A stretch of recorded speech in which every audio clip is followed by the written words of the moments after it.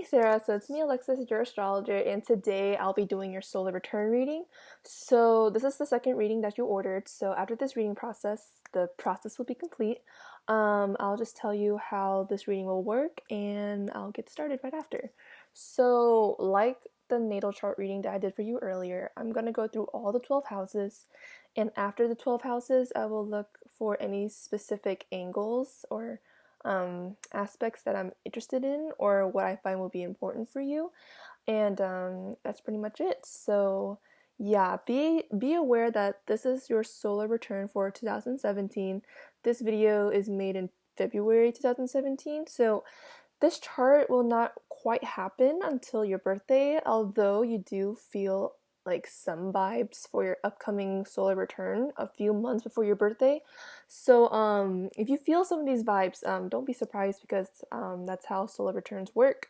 Um, this vibe will be strongest on your birthday and onwards. So just an FYI. So on May 19th, you're gonna feel this pretty strongly. So yeah. Let's just get started on the solar return reading. Be sure to look at the bullet point reading I have accompanying this video, and hopefully you can follow along. So, yeah, let's go.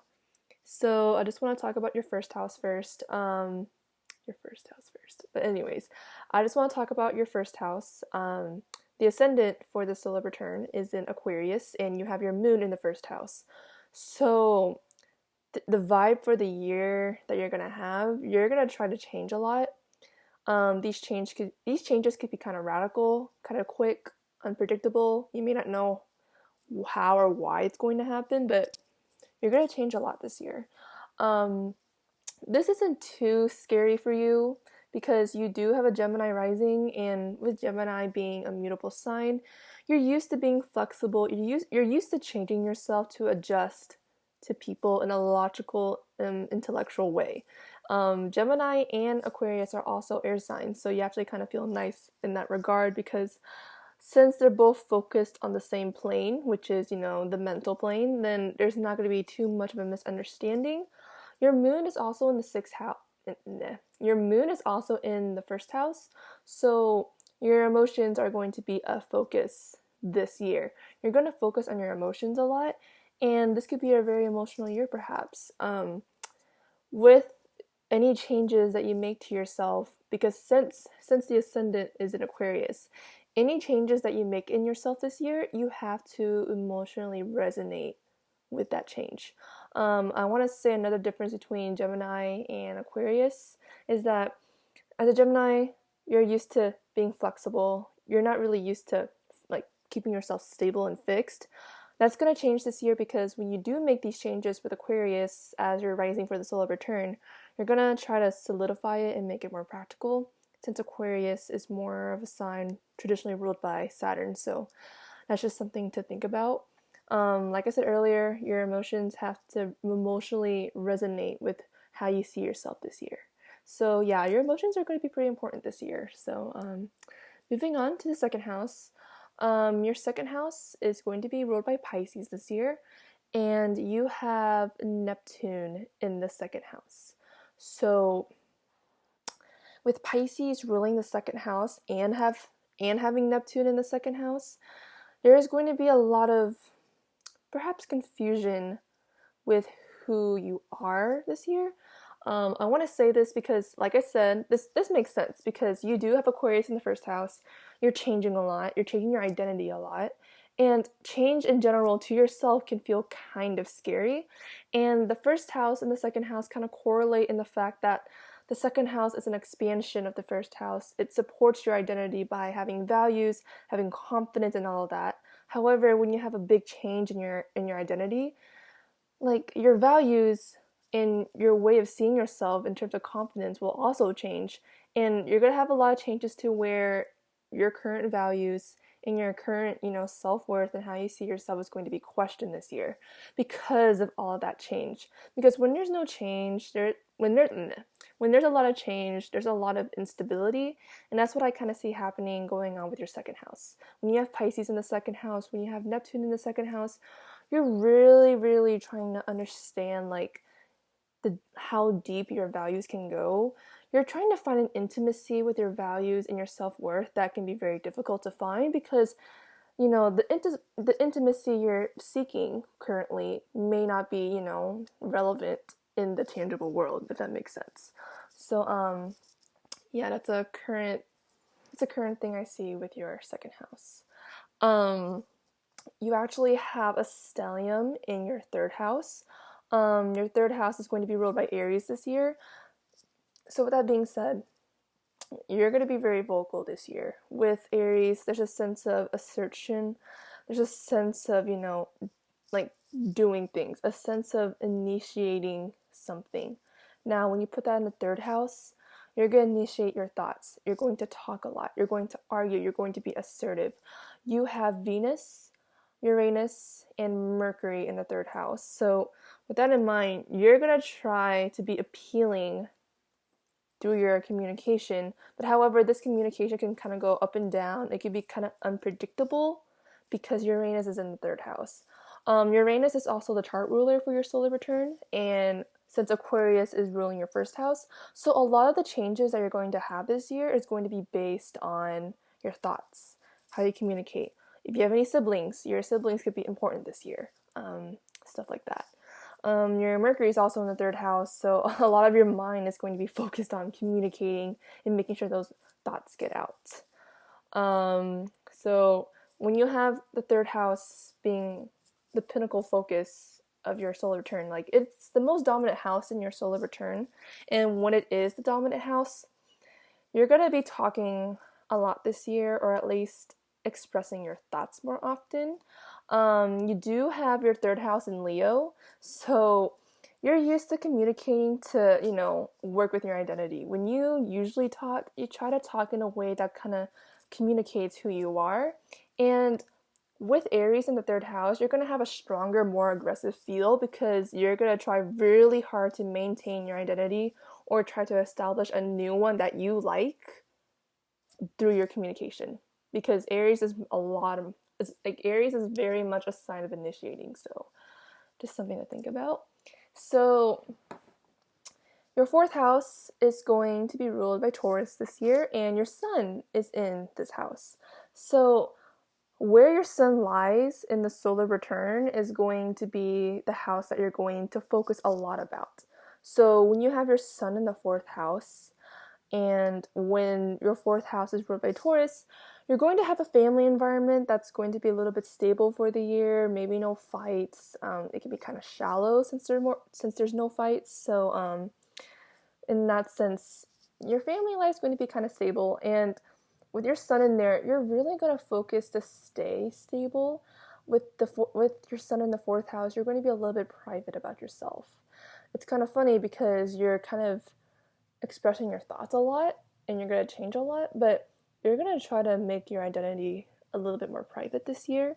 You may be focused on your family this time around. You may be focused on your past. Maybe this is going to be a year of reflection, and from those reflections, you will change yourself. So that's just something to think about. I'll go ahead and go to your fifth house. So your fifth house has Mars in it, and it's ruled by Gemini. So regarding fun, dating, all of that, you're going to have a lot of your energy invested in your hobbies and in your creativity. You may, with Mars in the fifth house, you may find someone who sexually resonates with you, perhaps, since Mars is a sexual planet. A lot of your energy, since Mars is the planet of energy, you're going to focus that on your creativity. Since the fifth house is ruled by Gemini, a lot of these activities are going to be mentally stimulating. Like with Gemini ruled by the fifth house this time around, your interests may change a lot. So that's just something to think about. Your sixth house is going to be ruled by Cancer this year. There's no planets in there. I just want to say that with Cancer in the sixth house, there's often a fluctuation in your everyday work. This makes sense because with Aquarius in the first house, you are going to change a lot. So with that being said, it's going to change your work ethic a lot. The ruler of the sixth house is also in the first house, which is the moon. So with your work ethic, it's going to be affected by how you see yourself, and it's going to change. So yeah, that kind of explains the whole fluctuating nature of your work ethic. To the seventh house, your seventh house is going to be ruled by Leo, and your north node is in there. So the purpose of your year is going to be establishing good relationships with other people. So, with that being said, I noticed throughout your solar return, I keep on saying you're going to change a lot, your identity is going to change, all this and all of that. But your goal this year, perhaps, is to change your identity in such a way where you will establish better relations with other people. So, because the North Node kind of shows the direction that you're going to take with any solar return, so that's kind of like that's kind of like the main task that you have for the year. So perhaps you have to change yourself in a way that emotionally resonates with you to get along with others. So that's just something to think about. Going to the 8th house, you have it in Virgo. So when you have an empty house and it's ruled by Virgo in the 8th house, since it's empty, there's not going to be too much changes. The 8th house also shows things with money, with other people in that regard. So your intimacy will not be a focus this year with others, and how you handle your money with other people is not going to be a focus. So this is a year where business may not be, flourishing, but, it could flourish, but it's not going to be a focus for your year. So I'm going to go to the 9th house. So your 9th house is ruled by Libra this time around, and you have Jupiter in here. So Jupiter is fortunately the planet of luck and success and opportunity. So when you have Jupiter in the 9th house, so you were born in 1998, so I'm assuming that you're going to be a college student soon, because my brother, he's born the same year and he's going to college this time around. You are born in Australia, so I don't know how the school system works or when university starts, but regardless of where you start school or when and how, the 9th house does rule your higher education, so university would fall under here, school would fall under here, and when you have Jupiter in the 9th house, you're going to have a lot of opportunities. It's going to be a time of fun for you. So if you're going to university this year, you're probably going to have a really fun time. And with Libra ruling the 9th house, it's going to be focused on the other. You're going to be really social. It's going to be a fun time. So, yeah. The 10th house is going to be in Scorpio. So the house is empty. So regarding your public persona and how people publicly see you before they meet you, it's empty, and there's not much of a focus on your public persona this time around. In fact, you would rather keep it a secret because, with Aquarius in the 1st house, you do want to make sure that, you look kind of stable on the outside, since this is going to be a changing year for you. So, it kind of makes sense. So, going to the 11th house, you have it ruled by Sagittarius, and you have Saturn. So Saturn in the solar return definitely shows your difficulty for the year. And with that in mind, Saturn can show difficulty in your friend circle. So this can mean a restriction with your friends, lots of arguments. You may have to lose some friends this time around. You're going to have some conflict with your friends, and that's because with Sagittarius ruling your 11th house, you ideally want a friendship that's very open-minded, very adventurous, very fun, nothing too serious about it. However, you may lose friends because they're not fulfilling that want for you. So with Saturn in the 11th house, it can also represent struggles with your dreams, because the 11th house does rule your aspiring dreams, what you want to do in your life, stuff like that.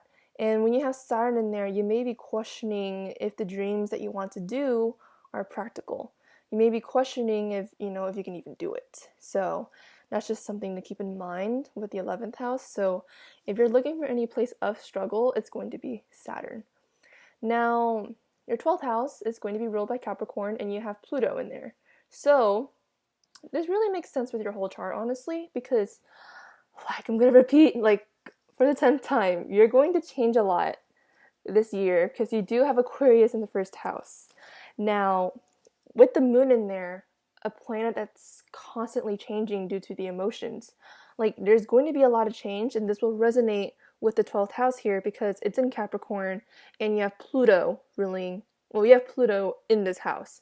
Now, Pluto represents transformation, a radical change, a change that may not be comfortable for you, but it could be a change that could lead you to be a better person or, worse. It's up to you. So, with Capricorn in the 12th house, you, on the inside, you really like to remain stable. Like, there's a part of you that really doesn't feel comfortable with all of this change. And with Pluto in the 12th house, you're going to feel a radical change with your subconscious. Like, the 12th house is a side of you that no one ever really sees. So, with that in mind, when you have Pluto in the 12th house, it shows a radical transformation. And this transformation may not feel very comfortable with you. So, yeah, that's just something to keep in mind. So, I just went through all 12 of your houses, and I'm going to go ahead and go down and look at your planets and see if there's any important aspects. So, the most important aspects are usually with the sun and moon, but I try to look at all of them to get a feel of what's going on. So, I do see that your sun is squared to your moon. So, whenever you see a sun moon aspect, it's going to be a very important year. Like, you know how in some years you kind of like let them go by, you don't remember too much about those years, but then you have years that you really, really remember? Yeah, this is going to be a year that you really, really remember, and it's going to be a year that's going to be kind of tough and tense because you do have a square between your sun and your moon. So, your sun in the fourth house, like, at the core, you want to be private to yourself. You may want to focus on the past. That's why the fourth house is ruled by Taurus. Like, you want to be stable. Like, you're focused on, just making sure nothing bad happens. And with that, you're trying not to change. However, when that's squared to your moon with Aquarius in the first house, you feel like you want to. Like, your identity doesn't want to change, but your feelings are telling you, yes, you have to radically change because you feel like you have to do it. But it kind of goes against your ego, which is what you're focused on for the year. So, like, there's a lot of conflict with that. Maybe you may have a conflict with your family about regards of your identity, or you may struggle to move on from the past you may struggle moving on from the past because you're trying to establish a new identity, but the past is holding you back. So that's something to consider. Other than that, I don't see anything too major with the sun. So I'm gonna look at your moon. I don't see anything too much about the moon that I would talk about. You do have all harmonious aspects to your moon, so emotionally, you may have a good year because you have a trine to your Mars, a trine to your Jupiter, and sextiles to your Saturn and Uranus. So when it comes to changing your identity, your creativity in the fifth house will help out with that. The opportunities that you will get in the ninth house will also help that. Your friends, like the struggles with your friends, will help you in shaping your identity. And then how you express your mind will also help you gain the new identity that you may gain this year. I think after all of that, I think that's all of the aspects that I'm going to cover. So that means that the reading is basically complete. So yeah, thank you so much for buying both chart reading B and H from me, and I hope you enjoyed this solar return reading. Please tell me what you think, since this is the first solar return reading that I'm doing professionally, and any feedback is greatly appreciated. I'm gonna send a survey for you to fill out if you want to. It's optional. And yeah, basically this video is done. So thank you so much for ordering a chart reading from me. I truly appreciate it. Thank you so much.